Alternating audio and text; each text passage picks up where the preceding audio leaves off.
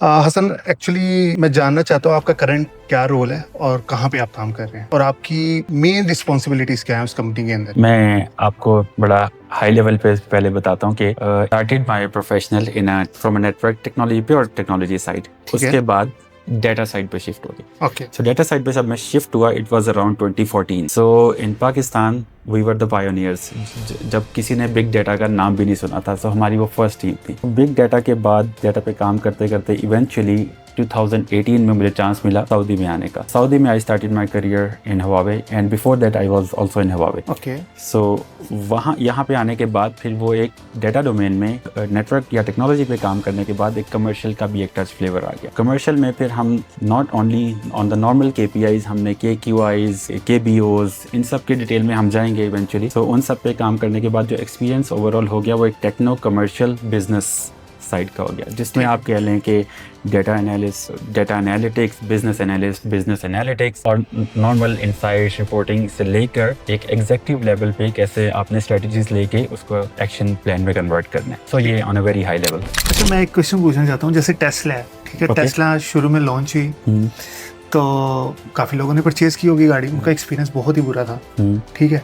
Now it's one of the best company into the world.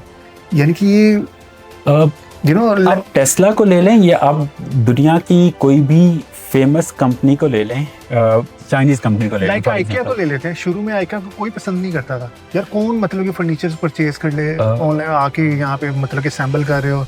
इस चीज को मैं कहूँगा कि एक ह्यूमन साइकोलॉजी या ह्यूमन बिहेवियर है कि हम कभी भी किसी चीज को जल्दी अडॉप्ट नहीं करते और उससे जल्दी कंफर्टेबल नहीं होते। आपको अभी आपके पास मोबाइल में कोई ऐप अपडेट हो जाए, उसमें चीजें चेंज हो जाए तो आप जरा प्रॉब्लम में होंगे कि क्यों हो रहा है, ऐसा नहीं होना चाहिए, मैं कंफर्टेबल था पुरानी चीज से। सो ये एक ह्यूमन साइकोलॉजी है। इसकी परफेक्ट एग्जांपल है चाइनीज कार की, ठीक है। आफ्टर 1 or 2 years ये चाइनीज नेम खत्म हो जाएगा, चाइनीज कार का नेम खत्म हो जाएगा क्योंकि उन्होंने इतनी एडवांस टेक्नोलॉजीज बना दी हैं। अब हम कहते हैं कि ये चाइनीज ग्रेड की क्वालिटी है, वैसा नहीं होगा, ये इस ब्रांड के नाम से जाना जाएगा। बिल्कुल सही कह रहे हैं। समटाइम आई डोंट केयर कि यार ये चाइनीज गाड़ी है या नहीं है, बाय द नेम और ब्रांडिंग मुझे महसूस हो रहा होता है, या जो उसके अंदर फंक्शनैलिटी मुझे लगता है ये जर्मन कार है या मे बी यूरोपियन किसी। बेसिकली अब वो मिनिमम स्टैंडर्ड ही इतना बेहतर हो गया है कि इट डजंट मैटर नाउ। और जैसे जेटोर है, one of the best finest BYD, Jetor, Haval, like these are one of the best Chinese car, in fact one of the best in the world. अच्छा, फिर भी ट्रस्ट इशू रहता है कि यार मैंने चाइनीज नहीं लेनी, मे बी मैं कोरियन ले लूं या जापानीज ले लूं। बस एक फनी सी एक बात बताता हूँ। लेट्स से आपने आईफोन ले लिया है, क्या वो नेक्स्ट डे खराब नहीं हो सकता? हो सकता है। मतलब मेरा एक बहुत क्लोज दोस्त है, उसका एक ग्लिच था। उसका ग्लिच ये था कि उसके ना कॉन्टेक्ट लिस्ट उड़ जाती थी। अच्छा। उसने एप्पल सपोर्ट को किया, सब कुछ किया, वो इशू रिजॉल्व नहीं हुआ उसका जब तक नई अपडेट नहीं आई फ़ोन की। ठीक है। हाँ, मेरे साथ भी एक मरतबा हुआ था, लैपटॉप मैंने अपडेट पे लगाया तो ऑन ही नहीं हुआ। तो मतलब वो मैं जब तक स्टोर पे नहीं गया तो तब तक वो एक टेक्निकल चीज़ है, फिजिकल डिवाइस है, प्रॉब्लम हर किसी के साथ आ सकते हैं। अच्छा, इस पे मैं एक चीज़ ऐड करना चाहूँगा। मेरी जो प्रीवियस कंपनी थी ना, तो हम ज़्यादा ना स्क्रैपिंग करते थे। उस वक्त AI इतनी ज़्यादा इवॉल्व नहीं थी, तो मैं समझता था यार इतना टाइम ज़ाया होता है, मतलब कि हम इतनी वेबसाइट्स पे हमने स्क्रैपर्स लगाए हुए हैं, वो बोर्ड जाके स्क्रैप करके डाटा लेके आ रहे हैं। फिर हमने ये भी श्योरिटी रखनी है कि यार डाटा करेक्ट वे के अंदर आया, अरेबिक वाले कॉलम में, इंग्लिश वाला इंग्लिश के अंदर, और जो वाकई ही वैल्यूएबल है उसी को यूटिलाइज किया जाए। जब ChatGPT इतना ज़्यादा इवॉल्व हो गया चीज़ों में, मैंने महसूस किया मैं कि यार ये हम क्या काम करते रहे हैं, ठीक है।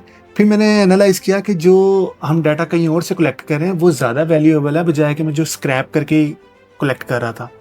सो आप इसको डिफाइन करना चाहेंगे, आज के दौर में स्क्रैपिंग ज़रूरी है? वैसे the need of the hour, आप कह लें कि उस वक्त AI नहीं था तो आपने वो किया है, अभी ज़रूरी हर दौर में होगा ये। अच्छा। ऐसा नहीं होगा क्योंकि as a normal person majority लोग आजकल GPT क्लाउड वगैरह को किस तरह यूज़ कर रहे हैं, alternate of the Google, majority ये यूज़ कर रहे हैं ना। सो इसी को एक स्टेप आगे ले जाएं, ज़्यादा आगे नहीं ले जाएं। एक नॉर्मल बंदा अगर किसी एक इंडस्ट्री में बैठा है, कॉर्पोरेट में, तो उसने अगर मार्केट से कुछ रिसर्च करना है तो वो नॉर्मली क्या करता है, सर्च करेगा, तो उसी का एक छोटा सा बॉट बना दे, मल्टीपल वेबसाइट दे, उससे रियल टाइम डाटा उठाए और आपको सर्च करके दे दे, वो हेल्यूसिनेट ना करे, दूसरों पे ना जाए। तो वेब स्क्रैपिंग यहाँ पे आ गई। एक्चुअली ना ये चीज़ें चैट जीपीटी भी मुझे दे देता है ना, जब मैं यानी कि सर्च कर रहा हूँ ना, वो दिखा रहा होता है, वो आपको उन वेबसाइट से भी डाटा ला के देगा जो ऑथेंटिक नहीं है, वहाँ पे हेल्यूसिनेट करना शुरू कर देगा वो। मैंने एक वेबसाइट बनाई है, कुछ डाल दिया डाटा, तो वहाँ से भी ले आएगा। तो आपने उसे फिक्स करना है कि ये बाउंड्री है तुम्हारी, इसके बियॉन्ड नहीं जाना है, क्योंकि one of the problem with the AI is like hallucinate करना शुरू हो जाता है वो, उसे आपने रोकना है।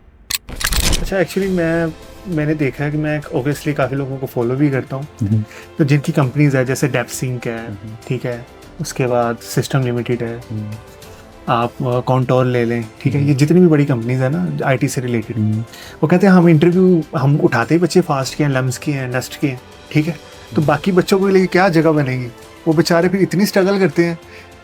यहाँ पे मैं आपकी बात 100% एग्री करूँगा कि मेजॉरिटी ऑफ बड़ी कंपनीज की ना 2-3 रिक्वायरमेंट्स होती हैं कि आपका जीपीए एट 3 से अबव होना चाहिए, या आप इन यूनिवर्सिटीज़ के हैं तो हम फिर आपको रखेंगे। फर्स्ट ईयर यूनिवर्सिटीज़ कह लें आप, उसमें एक गैप है, मैं एडमिट करता हूँ। अगेन ये यूनिवर्सिटीज़ या एजुकेशन सिस्टम जो है ना, उसकी कस्टमर जर्नी है जहाँ पे बड़ा गैप है कि एक एजुकेशन सिस्टम जब तक एक फॉर्मलाइज या सबको अच्छा नहीं मिल रहा, तो वहाँ पे ये गैप आएगा।